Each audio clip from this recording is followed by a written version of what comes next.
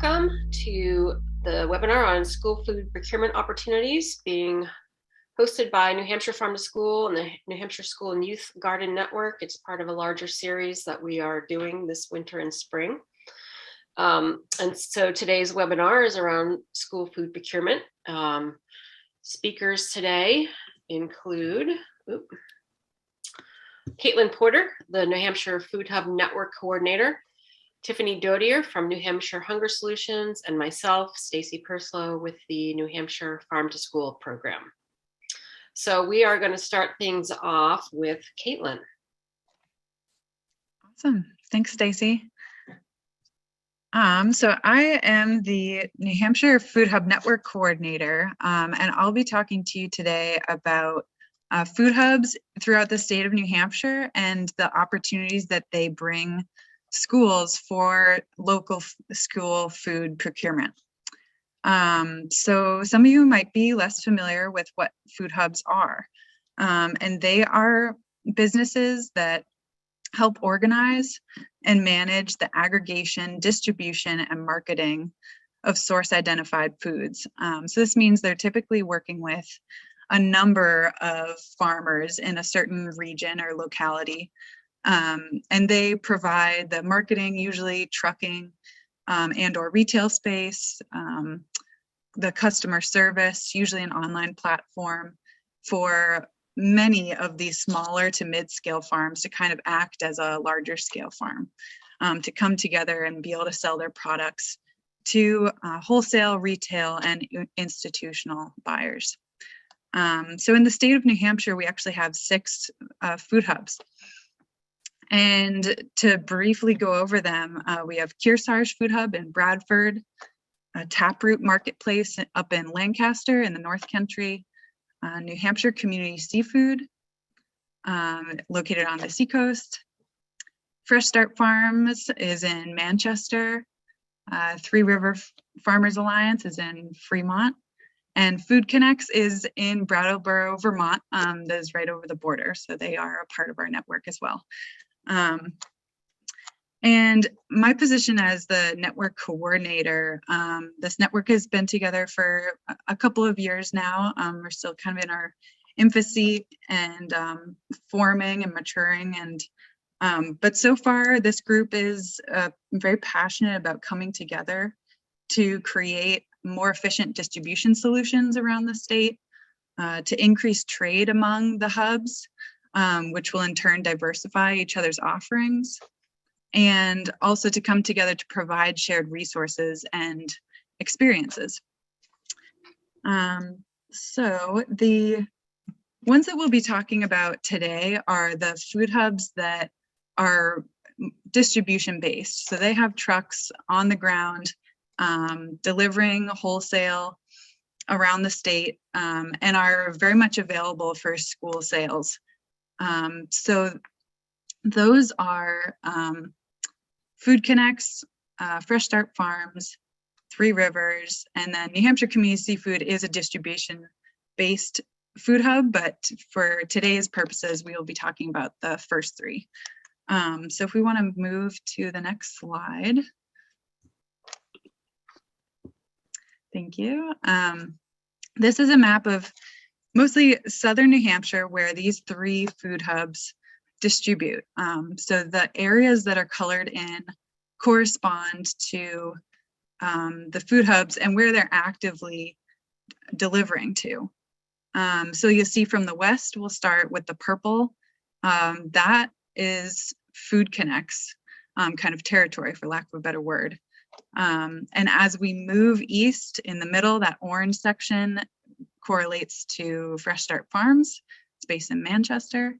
And then in the seacoast area, this blue shaded area is the area that Three Rivers Farmers Alliance delivers to. And so why I provided this visual is if any of you are actively seeking local foods for the school areas that you work in, this is just a really quick visual to identify some food hubs that you could create a purchasing relationship with. And so I provided the contact information if you want to take it down with the food hub that is nearest you. And these contacts, Tom, Jameson, and Evan, they're very much ready to hear from you guys and would love to, meet you and kind of onboard you to their ordering process and answer any questions you may have. So steps you can take from here, or feel free to reach out to these folks. They're super friendly and knowledgeable and there to answer your questions. You can set up a meeting with them to learn more about their products and their ordering process. And then from there, you can identify products that are a good match for your school. Next, we're going to show you just a quick video about the ordering process that shows the ordering process through Three River Farm Alliance.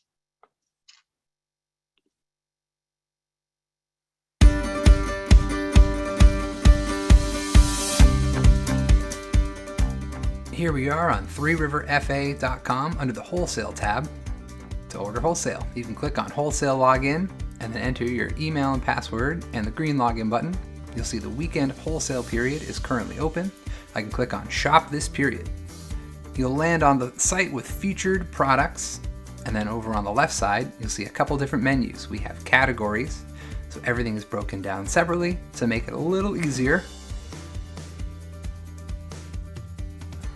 We also, using this left side menu, can search by producer, so a certain farm or a certain local producer, just to make it a little easier. And my favorite is attributes, so you can search the site based on just whether or not an item is certified organic or GMO free, for example. I'll click on certified organic here and you can see everything we have in that current period that is available that is certified organic. And you can click that off to go back to your regular filters here on the featured product page again. Another feature that we have is you can click on the name of a farm or a producer and it will show a bio page with a link to their website and more information about their company. You can click more on the bottom to land on their specific page, and at the bottom it will show you all of the items that they have for sale in that current period. We can add an item to the cart by hitting the plus button. You can change the quantity if you wish and then add to cart. You can continue to shop or click on this prompt to review and confirm your order. Here we are seeing a message at the top that your order is not confirmed. You can click on the confirm order button on the right side to confirm your order. Remember that items in your cart are not reserved until you confirm your order, and we recommend you do that as early as you can in your ordering period. You can always go back and add to your cart right up until the window closes. Here on the left side, you'll see your information about your company, distribution information, and your payment information as well. For order windows, North Shore, Mass, Manchester, New Hampshire, and Seacoast area customers order between Friday at 10 a.m. through late Monday night at 2 a.m. for Wednesday delivery. Concord, New Hampshire area customers order between Monday at noon through Wednesday at midnight for Friday delivery. And Boston area customers order between Monday at noon through Wednesday at midnight for Sunday delivery. Thank you so much for supporting local agriculture with Three River Farmers Alliance.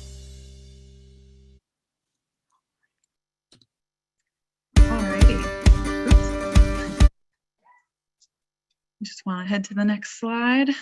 Great. So hopefully we're all leaving that little visual feeling perhaps a little less intimidated. We just wanted to make it feel accessible to everyone. It is a pretty easy, ordering platform that we're all used to ordering things online these days. Pretty simple to form a purchasing relationship with a food hub and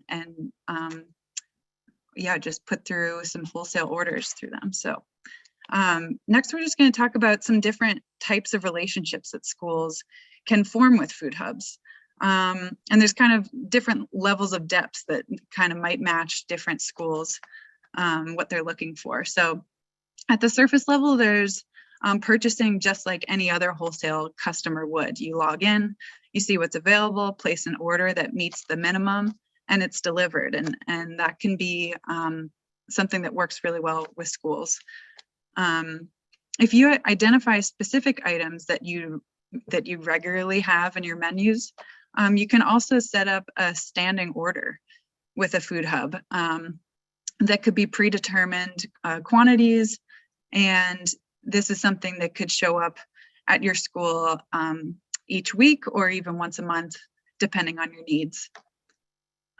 Next is if you're wanting to incorporate education in the classroom that corresponds to the ingredients that children are eating in the cafeteria, there's always Harvest of the Month program that schools can incorporate, which is great for not only menu planning, but also curriculum creation. And there's lots of materials available online for schools to incorporate those specific ingredients that would be offered through food hubs. And lastly is procurement agreements. So procurement agreements is kind of taking elements of the above relationships and taking it one further step.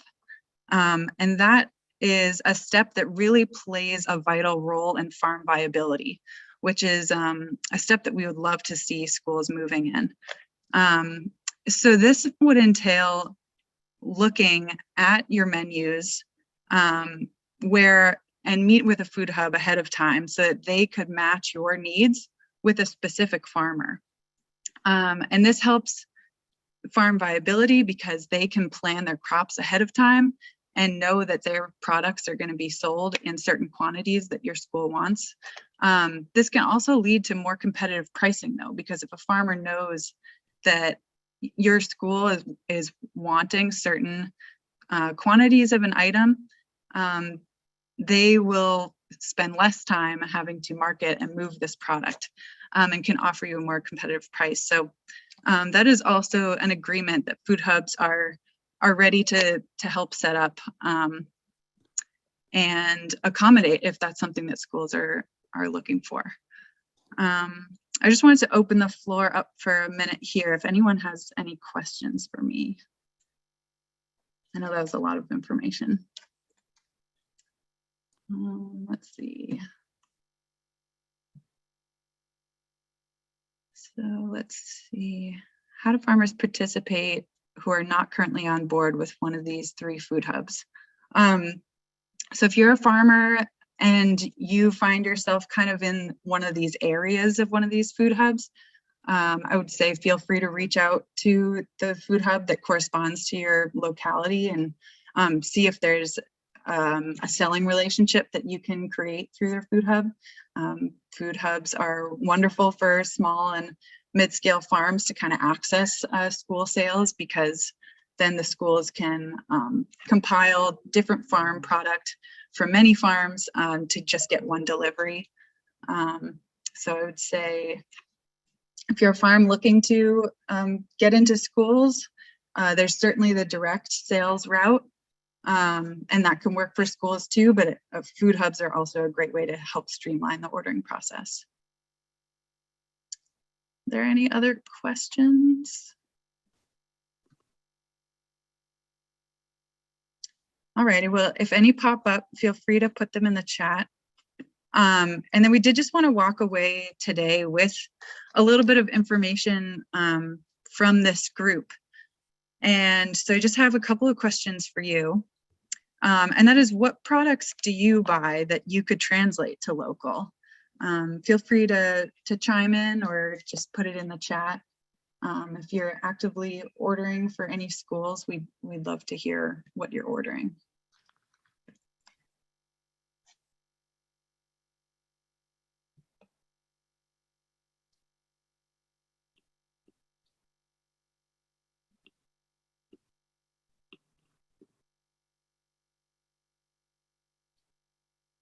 All right, just give folks a minute here. If there's any vegetables in particular that you think that could be sourced locally, even if it's dairy or meat, we'd just love to hear about what sort of ingredients people would be excited about switching to local for their schools.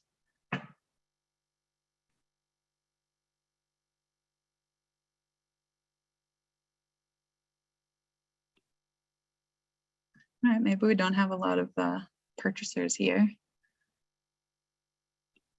Yeah, great.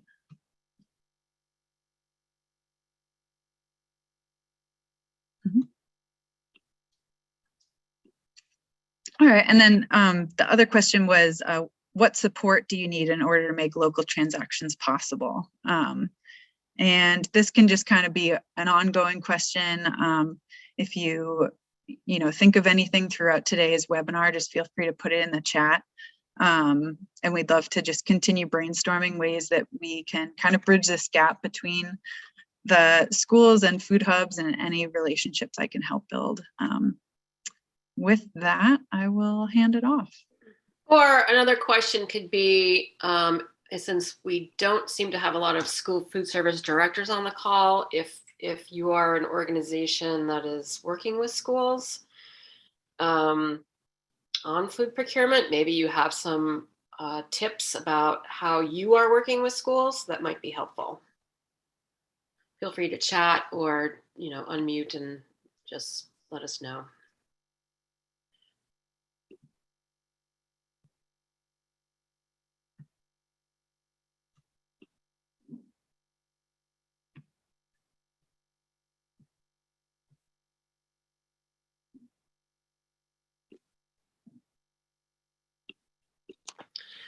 Okay, but if you have any thoughts about that, feel free to put it in the chat. All right, so next up is Tiffany Dodier from New Hampshire Hunger Solutions. Hi there, everybody. As Stacey said, I'm Tiffany Dodier from New Hampshire Hunger Solutions. For those that are not perhaps familiar with New Hampshire Hunger Solutions, we're a nonprofit that works to eliminate hunger in New Hampshire. We work in 4 different focus areas, one of them being increasing school meal participation, so hence being here and thinking about school meals. Another is increasing participation in federal nutrition programs like SNAP. Increasing public awareness and data collection around hunger, as well as we do actually execute a lot of this work through coalitions and coalition building. I'm the coordinator and co-facilitator for the New Hampshire Food Access Coalition, which meets monthly to address policy among other things, around hunger. And so one of, as you heard, one of the things that we're interested in is being in school meals and talking about school breakfast. So this past legislative session, we were helping to support the American Heart Association, who had introduced some school meal legislation, one of them being requiring schools to offer breakfast in New Hampshire. And that particular bill was inexpedient to legislate. However, we see the potential opportunity for policy moving forward, not necessarily perhaps as a legislative opportunity as much as a local policy and institutional policy change. So there's some also conversation around this federal legislation that's going on. I know there were some big changes on it today that I'm not fully read up on as of yet, but they were looking at changing community eligibility to be lower. So therefore, instead of 40% free and reduced lunch, it would only require 25% free and reduced lunch to qualify for community eligibility. And so some things that we wanted to know from this crowd and thinking about that. And actually, before I even dive into questions, I'd like to get to just sort of a pulse about who we have here. So if you are, if you work directly with schools or in a school, any of that sort of area, if you could use the reactions to put a thumbs up. And if you are a producer or a farmer, if you would do a heart for me. I just kind of want to get a general pulse as to who we're looking at here, who I'm asking questions to. This is Stephanie from Micro Mamas. I'm calling in, so I don't have the ability to do either one of those symbols, but I'm a local food producer, so I just wanted to raise my hand that way. Super. Thank you so much for letting me know. Hi, Jim Connors from the Manchester School District. I can't do a thumbs up either, but I'm here. Great. Thank you so much for letting me know. Super. And I'm establishing an on-campus food pantry at a college. Very interesting. Wonderful. Okay. So we have kind of this sort of mix. I saw a couple of different reactions there. So the big question that I have for you is what sort of policies, perhaps even on the producer side or the school side, would make it easier to feed more children?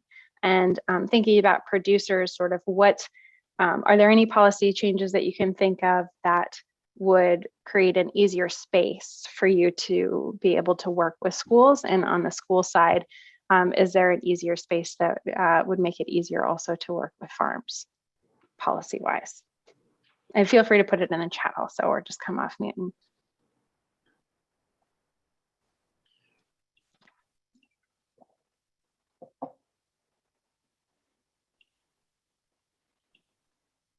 Not a lot of takers.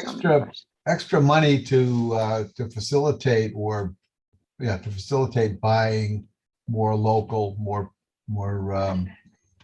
farm to school types of products. That would help. I know that bill didn't pass, but that certainly would be a good incentive besides the obvious. Great. So like you're talking about greater reimbursement? Yes. Yeah. Sorry, was somebody else about to speak? Oh, yeah. Thanks, Jim. We're gonna talk about that next too. Yeah, we'll segue into that. We see Donna, have school districts work within farmers within their districts first. Okay. So some sort of policy that directs people to districts to work within their immediate area. Too much coffee. Thanks, Donna. Also, sort of to tag on to that question, what would, for the schools here, what would participating in community eligibility look like for your school, especially if that, if we were to be able to secure legislation that would put that community eligibility down to 25%? Because I know that there's some burden that comes along with participating in the community eligibility program. From our experience in Manchester, we did community eligibility at one school as a pilot. The problem is, and similarly to what we're experiencing now with universal free, is parents don't fill out the free and reduced eligibility application. And there's so much other money tied to those free and reduced percentages that it becomes difficult when you don't have people filling out those applications. And we found with the CEP that we didn't get the apps back. You know, it was fine this year because I believe that their state was honoring the pre-pandemic free and reduced percentages. But, you know, once we start looking at the free and reduced percentages that are coming out through the application process, it means a loss of money, particularly for our district. There's a potential to lose millions of dollars. So there's always that resistance to do anything that's going to minimize the participation in the application process. So until whoever comes up with a better way to gauge poverty and use those numbers and not be depending on us to be doing free and reduced applications, then anything that eliminates the need for those applications is not going to be well received from the administrative level at the school district. That's great feedback. Thanks, Jim. And I think that's been a huge conversation, especially with the universal school meals or the healthy meals for all of those sorts of legislations, and what that would look like as far as getting those forms back. Because of course, that wouldn't, they would still need to gauge poverty for other formulas to determine money and funding for school. So really helpful feedback, Jim. Does anybody else want to tag on to that? Or have experience with community eligibility?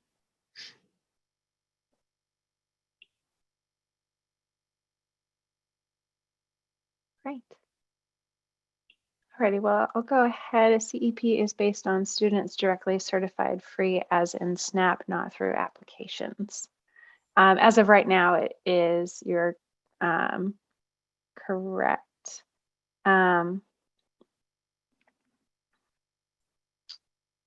Marty. Any other thoughts on that?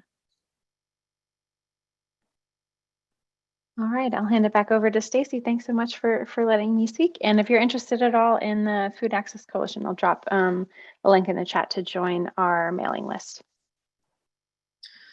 Yeah, I would love to hear more solutions of how to get those applications, or is it some other, why does it have to be some sort of cumbersome application? Is there some other solution? So I know in this past legislative session, I didn't want to speak too much about it because I wasn't there, but in this past legislative session, there was conversation about using Medicaid numbers. And it was, yeah, mostly Medicaid and SNAP numbers to gauge poverty, which seems like it would be a better indicator anyways, because everybody wants their child to have health care. So that's a pretty definitive number, it would seem like. So some conversations going on that. great, thanks, Tiffany. So we'll move on to the Farm to School Reimbursement Bill that was put forth this legislative session. Was House Bill 1657 to establish a farm to school reimbursement program called Local Foods for Local Schools. It would have provided a state-funded reimbursement for local food purchases. So basically, if you spend $3,600 federal dollars on purchasing New Hampshire food, you would get $1,200 back from the state. The program would have been run through the New Hampshire DOE Nutrition Services, which is where schools run their reimbursements, federal reimbursements through already. Eligible foods include fruits, vegetables, seafood, beef, pork, chicken and eggs, dairy, cider, maple syrup.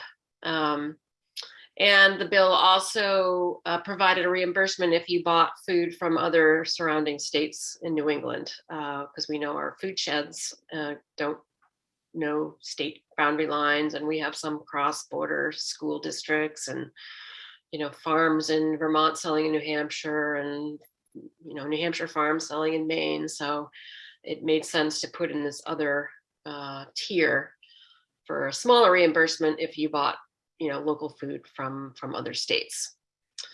So it didn't pass, and we are going to go ahead and do this again next legislative session. But also wanted to get some feedback for those of you who are familiar with the bill on how it might work better. If it's a reimbursement program, could that look like, or what should it look like? You know, we want to make it easy for schools to do this. It's meant to support, you know, farmers across the state, and meant for schools to be able to purchase all kinds of locally produced products. And we want to make it easy. So we would hope we would certainly have technical assistance available. So that's part of it. If it was passed, we'd make sure that we were prepared to be helpful, and the Food Hub Network would be helpful, and other state farm to school network partners would be helpful to schools in making sure that schools could do this. So I wanted to get some feedback about, you know, tweaks to the bill, how you would like to see it work, etc.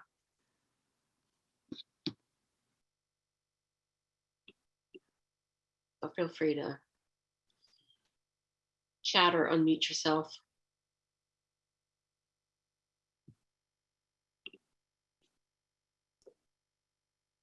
Hi, this is Roanne. I'm sorry I was a little late. Sorry, my dog just hit my printer. Thank you very much. So I guess the issue that I kept hearing about among participants of the event that we had to try to push this, you know, or build policy or capacity for this bill, was that the lack of processing, there was this kind of, at least in our area, a gap that needs to be filled. For example, if the district was to get, I don't know, say $5,000 for the school,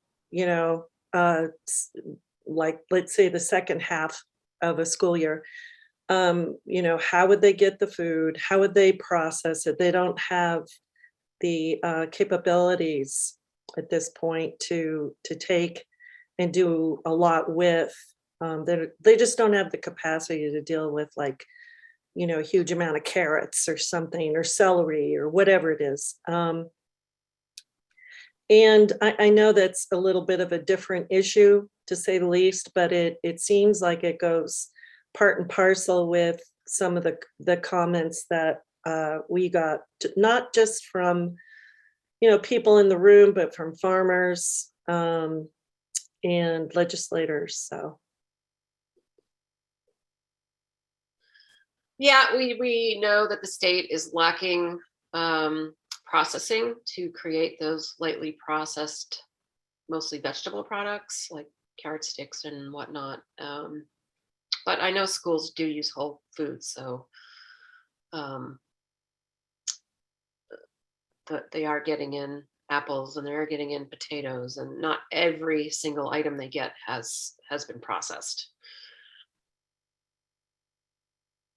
I don't know, Jim, you're on here. What do you get in for Whole Foods for the Manchester School District? In terms of produce? Yeah. Well, we get broccoli, and we're typically, getting broccoli florets, carrot sticks. We're not doing a lot of cutting of those vegetables, unless it was, something that was going into a dish they were preparing, but mostly for meals themselves. Carrot sticks, celery sticks, broccoli florets. We've even been buying green beans that are already snipped and ready to go. But a lot of that is just a function of the fact that we're short-staffed, and a lot of our meals we're packaging up to go. So we don't really have the time or the manpower to be producing producing those things. But you do get in whole stuff too, right? Yes. Like, well, we do get carrots, potatoes, whole heads of broccoli and such for, again, during a different time when we would be cutting up things for meals. right. So it's just a labor issue at the moment. At this point, yeah, it's a labor and time issue. This is Stephanie from Micro Mamas. Can you hear me okay? Yep.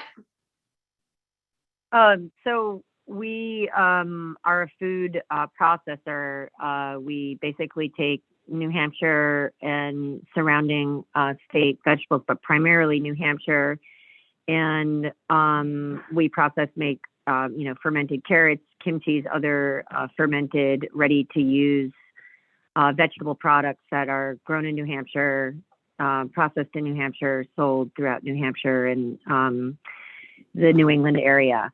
My question, I understand what this very important last part of the conversation as far as processed, ready to go, or minimally processed, because if the school systems, even in a perfect world, if the pandemic had never happened and whatnot, getting farm products, we always come back to staffing issues every which way we turn these days.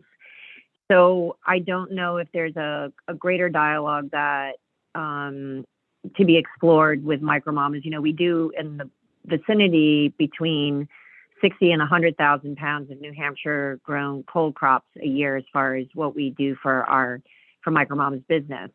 But in looking at partnerships, future developments of procurement, and getting these minimally processed foods. I hate calling it processed because my mind immediately goes to, additives and whatnot, but there certainly is a need in our state, if this is coming up through the legislative level, of questioning, the time and efficiency models of having New Hampshire farm products brought to schools so that they can be readily used with the least amount of, if there isn't the staff and the support staff in the kitchens in the schools to do it, we back to the drawing board. So I would be very interested, maybe not, it's not this meeting, maybe it's another one, but looking at a greater plan for,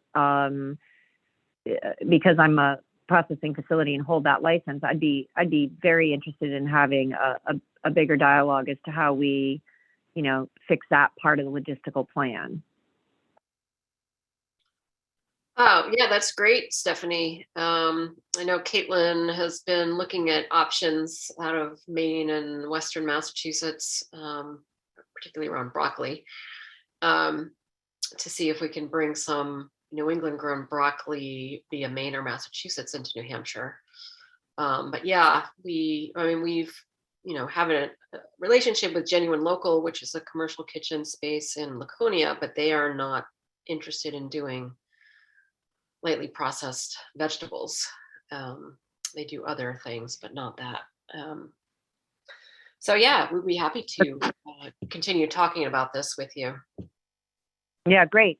So we'll follow up after the meeting, but I do understand, like, there all of these steps and every single one of them is important to address, the goals of this bill, and making sure that, as you are doing every part of it to make it easiest for the schools to, participate in the program, and everybody's needs, and I'm hearing them all, are super valuable and important. So thank you.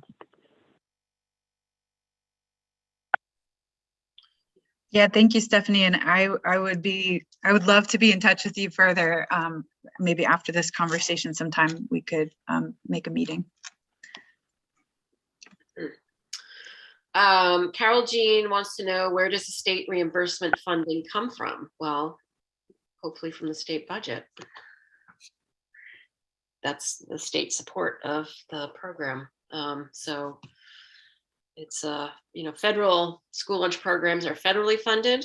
So it's a federal reimbursement program.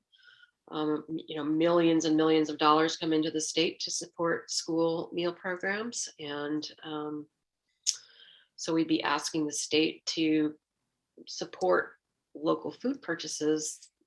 I think our initial ask is $600,000, which isn't actually all that much money when compared to the amount of money schools are spending on the purchase of food. So hopefully we can either get it into the state budget, which I think is, according to our bill sponsor, would be the best approach. And she said she was actually going to try to work on that. Otherwise, it would have to be some sort of, appropriation somewhere. So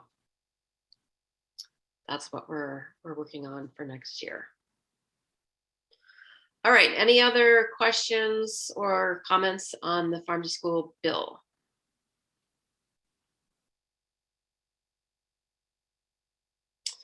Yeah, Rowan, that's another group we can be in touch with, AgComs, or agricultural commissions in the state. It's another good outlet, which we did not pursue.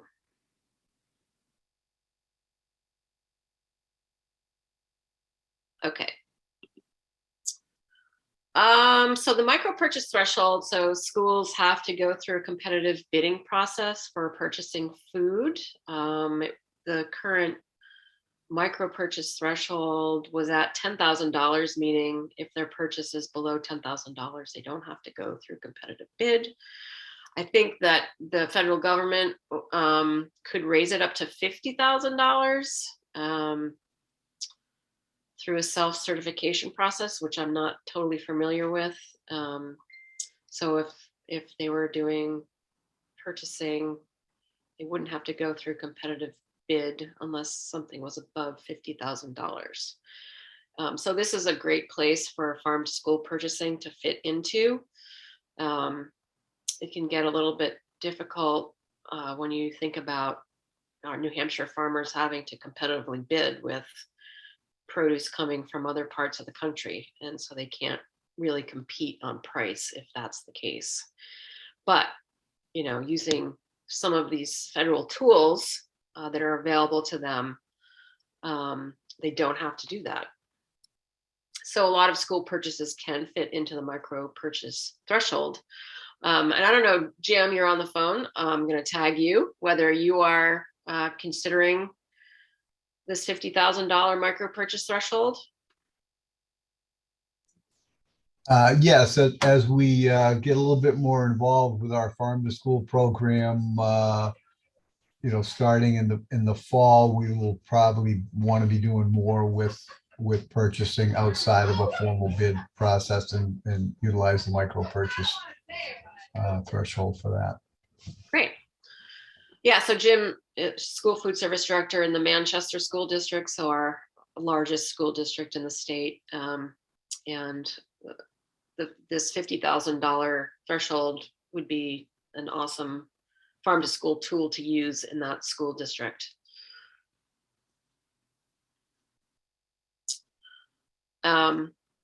So there's a couple of things that the federal government is supportive of, and this Local Food for Schools Cooperative Agreement Fund, although I have no details about it, the USDA has not released details about it, but New Hampshire has almost $560,000 available through this program to purchase local food.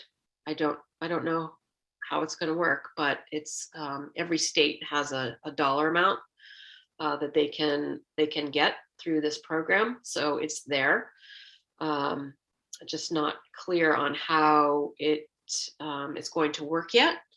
And I see that Marty's still on the call. Marty, if you have any information on that yet. We do not have any finalized information on that yet. Okay. So I don't know exactly how it's going to work, but whether it'll be something that'll run through the New Hampshire DOE, but they have to be the applicant for it and have a plan of how it's going to be used. I'm not really sure. So look for, hopefully that information will be forthcoming about how it's going to work. So this is a big opportunity, obviously, for farm to school in New Hampshire.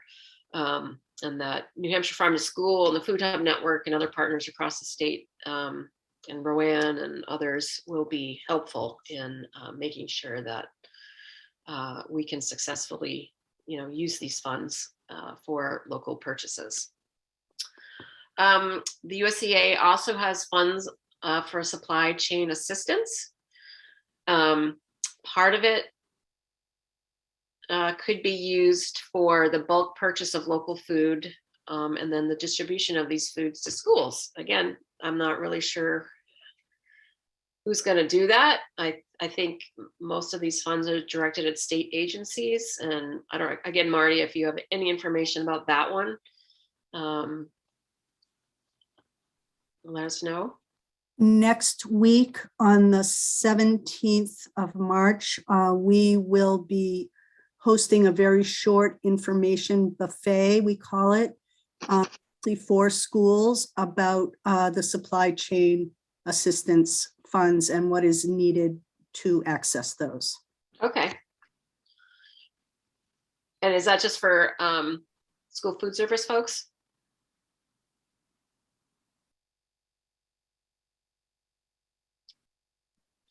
Sorry, I was on mute. That's okay. Is that one just for school food service? That will be directed mostly at school food service, yes. Okay.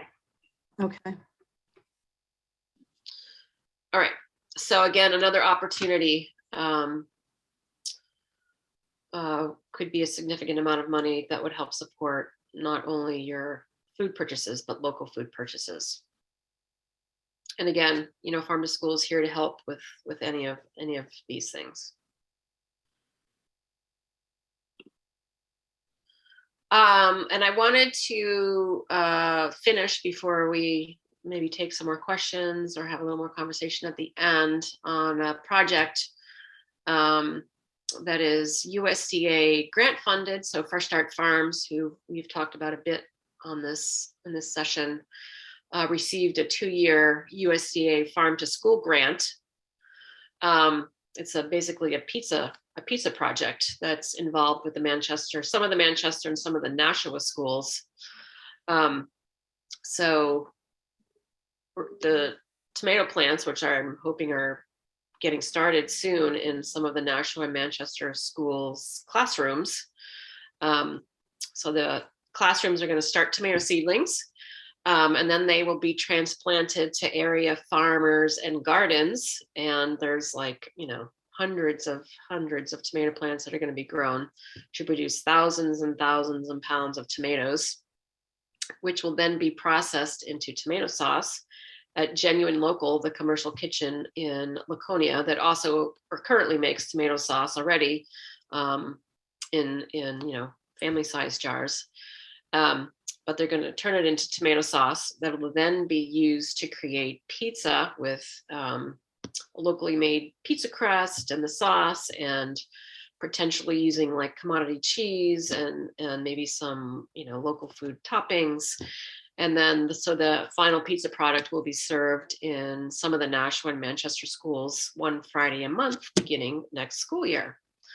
So it's a pretty cool project, very collaborative. There's a lot of farmers and gardens that are going to grow the tomato plants, and partners in the school district and Genuine Local and the kids. And we're going to be doing some trainings with school food service coming up hopefully this spring. So this is a very cool project, 2-year grant. So the Farm to School grant applications, thanks Peg, who's saying school visits beginning in 2 weeks. Okay, thank you. Peg is the Farm to School coordinator for Fresh Start Farms. If you're not familiar with the USDA Farm to School grants, they're a great opportunity to help support any of your farm to school programming, whether it's through, procurement, if you want to do school garden or curriculum things, if you want to build relationships with producers. So if anybody's interested in applying for one, I'm happy to help with that. We've had a lot of applicants from New Hampshire receive awards, and then multiple awards, because you can apply for, a kind of a planning grant, and then, the following year apply for the bigger implementation grant. Awards are between, small amounts, if you want a $10,000 grant, up to $500,000 for much bigger projects, and multi-state projects or giant school district projects can get up to $500,000. So the applications are not terribly hard, although it's a federal application. So there's certainly a lot of other requirements and documentation that you need to submit with the grant, and there are reporting requirements. But the application, the project part itself isn't too bad. So if anybody needs assistance or has an interest in applying for one, just reach out. So with that, I will spend the last few minutes taking questions or about any of the content, or if you need help with procurement or you have other resources to share, whatever you want to talk about.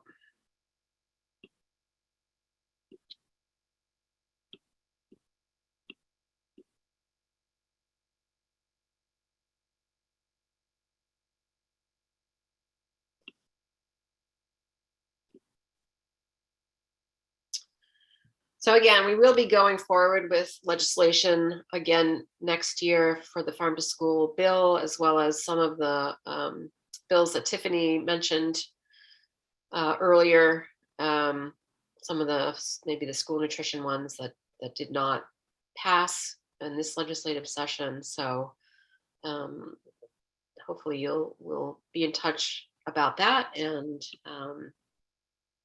yeah, so look forward to hearing more from Farm to School as these federal funds and how they will be used. The information comes out about that. And if you want to be in touch with myself or Caitlin because you want to connect to one of the food hubs, please feel free to reach out to us about that. And thank you for participating today.